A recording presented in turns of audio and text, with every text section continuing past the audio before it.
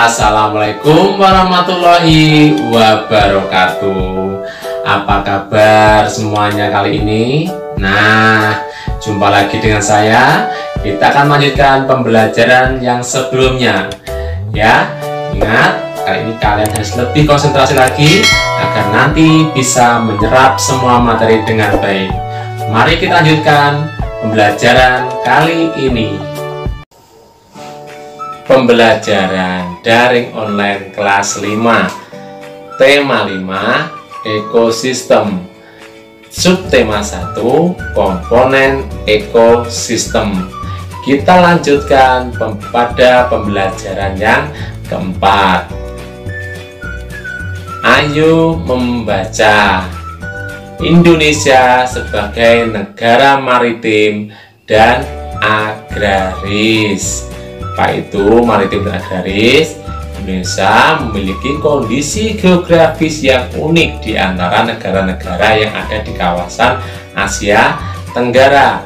Perhatikan dengan sesama peta Indonesia berbentuk negara yang terdiri atas pulau-pulau seperti Indonesia, disebut negara kepulauan.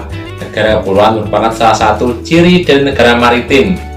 Negara maritim adalah negara yang memiliki luas laut lebih besar dibandingkan dengan luas daratan yang terdiri atas pulau-pulau.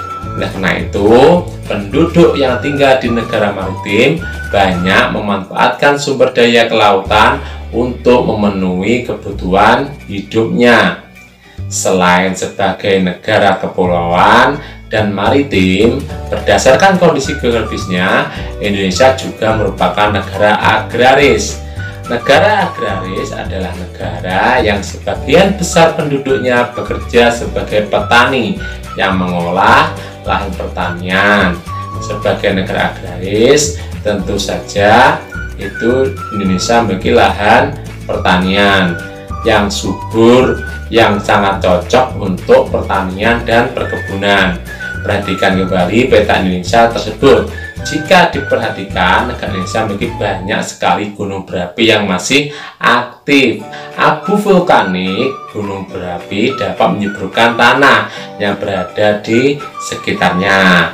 Tanah yang subur merupakan sumber daya alam yang penting untuk pertanian dan juga untuk perkebunan.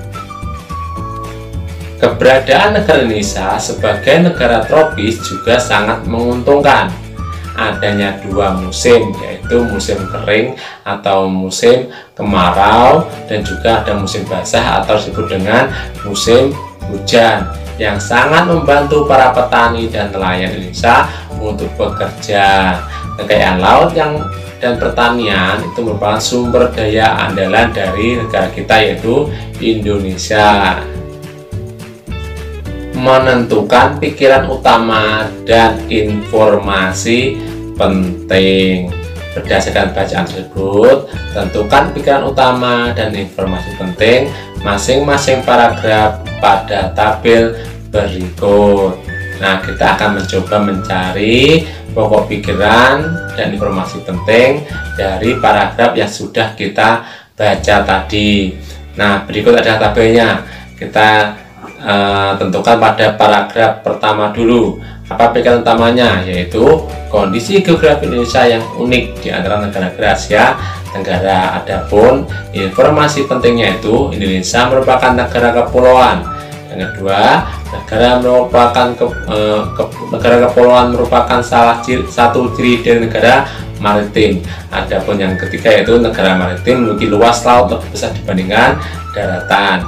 Dan informasi yang terakhir dari paragraf 1 yaitu penduduk yang tinggal di negara maritim itu banyak memanfaatkan kekayaan lautnya untuk memenuhi yaitu kebutuhan hidup warganya. Jadi yang penduduk yang sekitaran laut itu banyak menggantungkan mata pencahariannya pada sektor kelautan.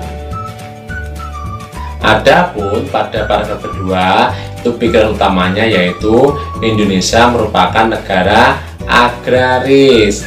Nah, informasinya yaitu yang pertama, negara agraris adalah negara yang sebagian besar penduduknya bermata pencaharian sebagai petani.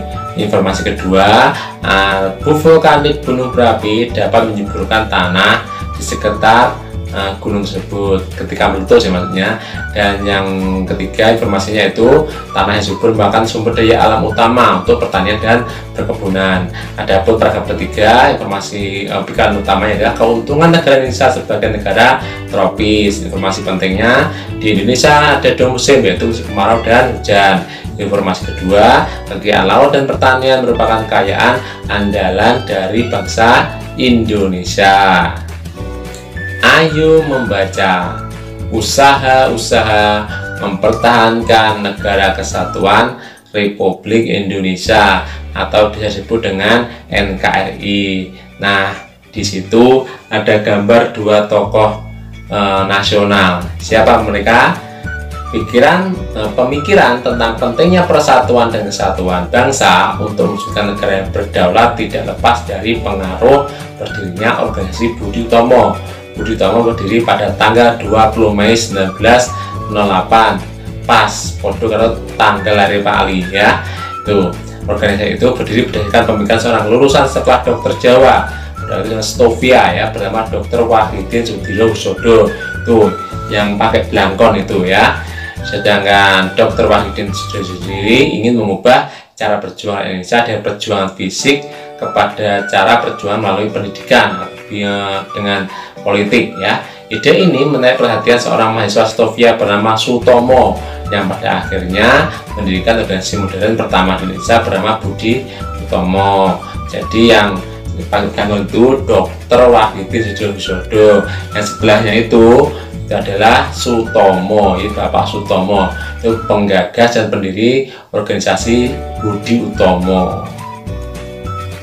Perjuangan Dr. Wahidin Sudirohusodo dan Dr. Sutomo adalah berusaha membangkitkan kesadaran masyarakat Indonesia kala itu terhadap pentingnya persatuan dan kesatuan bangsa tanpa perlu mempermasalahkan perbedaan agama dan suku.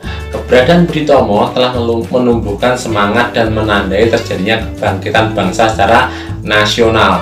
Sementara kebangkitan pemuda Indonesia ditandai dengan peristiwa Sumpah Pemuda pada tanggal berapa? Yaitu 28 Oktober 1928. Pada kenyataannya, semangat persatuan dan kesatuan selalu mendapatkan tantangan. Tantangan ini berupa perlawanan dari bangsa asing maupun tantangan dari warga negara Indonesia yang tidak menginginkan persatuan bangsa. Untuk melawan kekuatan asing, muncullah perlawanan masyarakat di segala penjuru Indonesia yang melahirkan tokoh-tokoh yang gagah berani. Siapa mereka? Contohnya adalah Jenderal Sudirman dan Bung Tomo. Mereka dua dari sekian banyak tokoh nasional yang terkenal berani melawan kekuatan asing yang mengancam kesatuan negara Indonesia. Kedua tokoh tersebut berjuang sekuat tenaga untuk mempertahankan kemerdekaan Indonesia yang telah diproklamasikan pada tanggal 17 Agustus tahun 1945. Pada masa kini, usaha mempersatukan bangsa sering terancam oleh gerakan-gerakan dalam masyarakat yang ingin memecah belah negara kesatuan Republik Indonesia. Gerakan Aceh Merdeka di Aceh dan gerakan organisasi Merdeka di Papua merupakan gerakan masyarakat yang ingin memisahkan diri dari negara kesatuan Republik Indonesia pada masa Orde Baru. Nah, setelah masa Orde Baru selesai, digantikan oleh masa reformasi. Para pemimpin nasional pada masa itu berusaha keras melakukan perundingan-perundingan untuk meredam aksi perpecahan tersebut. Kiai Haji Abdurrahman Wahid atau disebut dengan Gus Dur ya, yaitu Presiden keempat Indonesia, merupakan salah satu tokoh nasional yang membantu upaya perdamaian untuk mengatasi perpecahan tersebut. Ayo berlatih. Nah, yaitu cara membuat clipping. Mau tahu?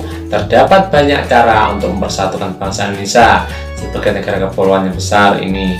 Sikap bangsa Indonesia yang terbuka merupakan salah satu sikap yang sangat penting dalam persatuan dan kesatuan bangsa.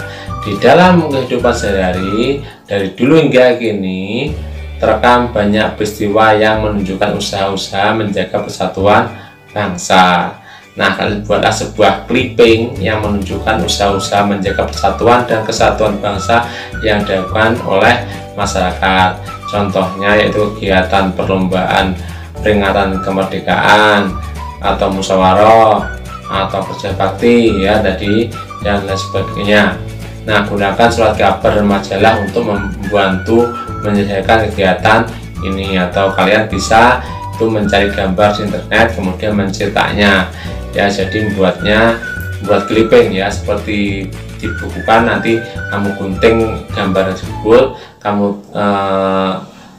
tempel pada lembaran kertas yang di handle. Refleksi. Apa yang sudah aku pahami pada pelajaran kali ini? Kita belajar tentang yaitu Indonesia sebagai negara maritim dan juga negara agraris. Yang kedua, kita yaitu belajar tentang cara menentukan pikiran utama dan informasi penting, itu sudah kita pelajari tadi. Dan yang ketiga, kita belajar tentang usaha-usaha mempertahankan negara kesatuan Republik Indonesia. Dan yang terakhir, kita belajar dengan cara membuat clipping. Nah, silahkan kalian mengerjakan LKS latihan pembelajaran 4 pada halaman 21 sampai dengan halaman 22. Tidak usah dikumpulkan ya, biasa tidak usah dikumpulkan. Sekian dulu pembelajaran kali ini ya. Jangan lupa kritik, saran dan masukannya agar bisa lebih baik lagi untuk pembelajaran kedepannya. Sekian pembelajaran kali ini, semoga bermanfaat bagi kita semua. Tetap semangat belajar, senantiasa berolahraga, dan jangan lupa berdoa. Selalu patuhi nasihat kedua orang tua. Nah, bagaimana materi yang saya sampaikan tadi? Bisa diserap semua ya? Bagus. Adapun nanti yang belum paham, bisa diulang lagi videonya. Sekian dulu pembahasan kali ini. Jumpa lagi pertemuan kita datang. Terima kasih banyak. Wassalamualaikum warahmatullahi wabarakatuh.